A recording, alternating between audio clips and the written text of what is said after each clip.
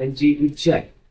आणि दर्शन प्रशस्त पुण्यपुरुष याचा अर्थ असा आहे की महापुरुषाचं दर्शन घेण्यासाठी पुण्य जन्माला आलं तरच दर्शन होत असतं.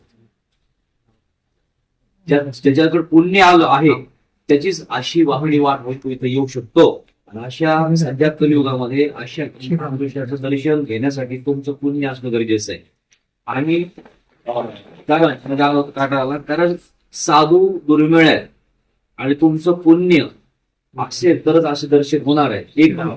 दुसरा भाव असा आहे, अशा साधूचं दर्शन घेतलं तर पाप शिल्लक राहत नाही. म्हणून मला अक्षरशः खूप बरं वाटलं की हे सोनं आहे आणि मला मजा वाटली.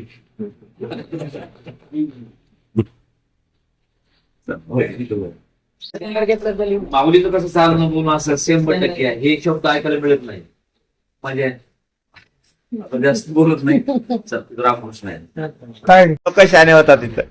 आणि कसं तुम्हाला बाबांनी पांडुरंगाला मोठं केलंय.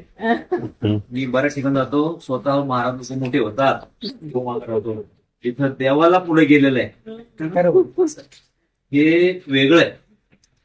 म्हणजे जास्त सगळ्यांना